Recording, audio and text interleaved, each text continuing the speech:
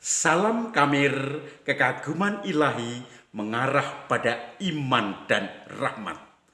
Saudara-saudari yang terkasih, saya sedang di perantauan, jadi jangan harap videonya ideal. Ada yang gelap, tidak jelas, kadang-kadang kadang terang, mengikuti cahaya lampu seadanya.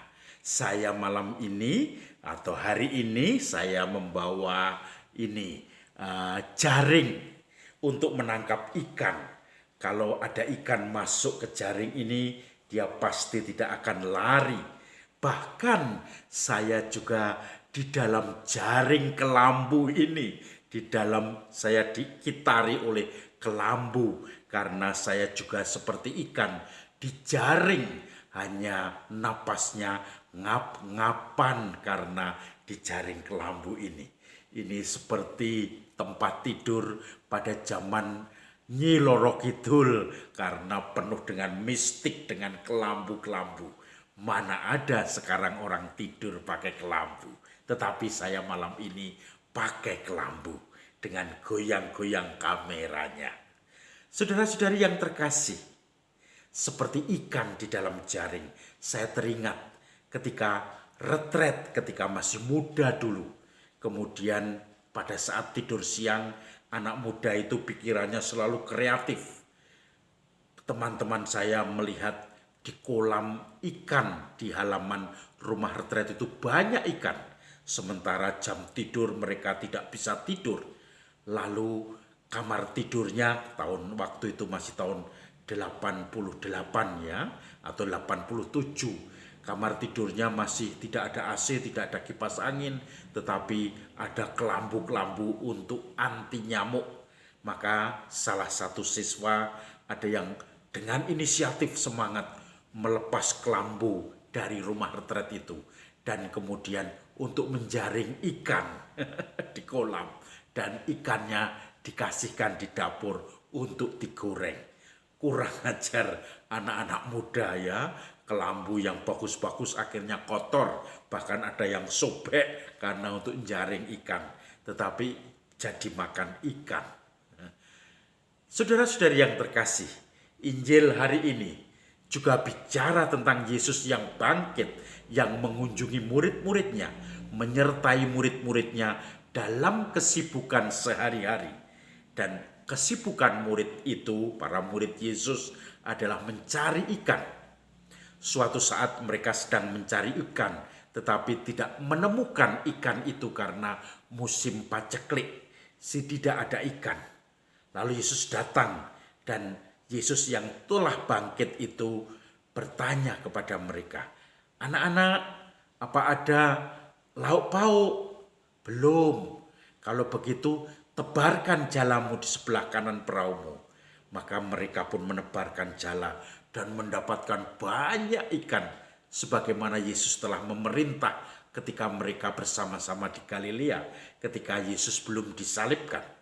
Dan ini bedanya, mereka, para murid, sudah mengalami Yesus yang wafat disalibkan dan ini bangkit.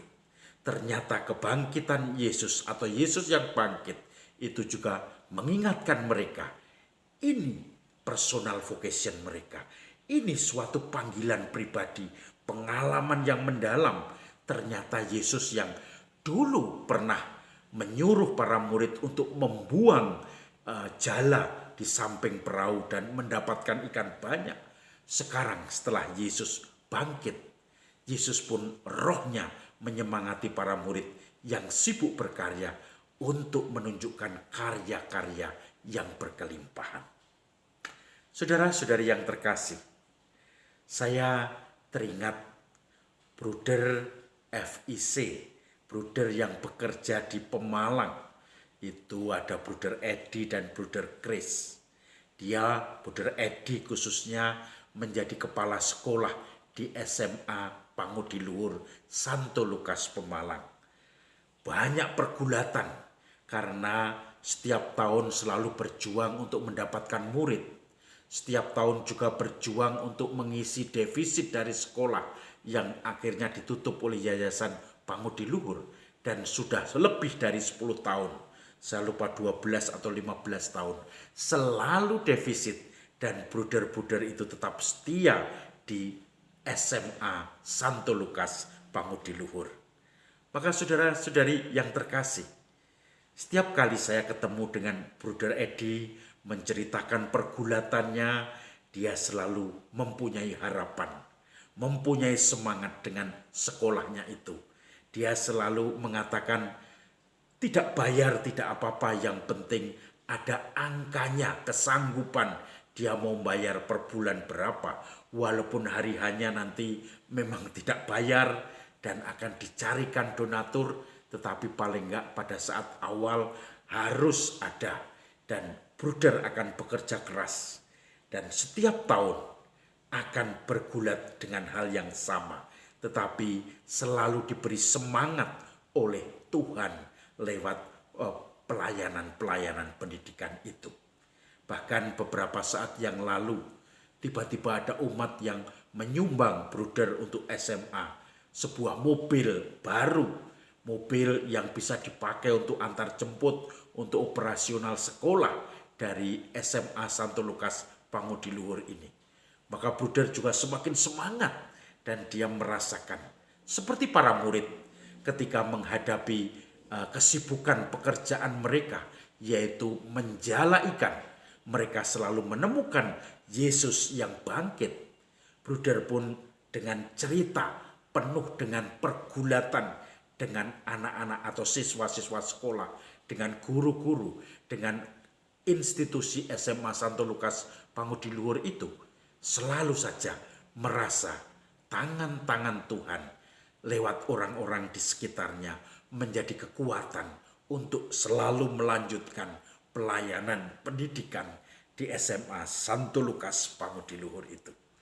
Maka saudara-saudari yang terkasih, Anda yang kadang menjadi guru, dokter, menjadi pedagang, menjadi PNS, apapun pekerjaan Anda, seperti di kesehatan dan seterusnya, Anda pasti akan menemukan banyak pengalaman-pengalaman di mana Tuhan menguatkan Anda, di mana mungkin akan terulang lagi kesulitan-kesulitan itu tiap tahun, tetapi Anda akan mampu menghadapinya bersama Tuhan. Disitulah semangat kebangkitan Tuhan kita dapatkan. Kalau kita selalu mengeluh dan gagal, di situ kita berarti belum dibangkitkan seperti para murid yang sudah mengalami Yesus yang bangkit. Semoga kita menghadapi segala kesulitan hidup dalam pekerjaan, dalam keluarga kita dengan penuh semangat, dengan semangat kebangkitan Kristus, sehingga kita tidak pernah putus asa, selalu mencari jalan keluar di mana Tuhan menunjukkannya dengan kadang-kadang tidak terduga-duga. Saudara-saudari yang terkasih, salam Kamir. Kekaguman ilahi mengarah pada iman dan rahmat.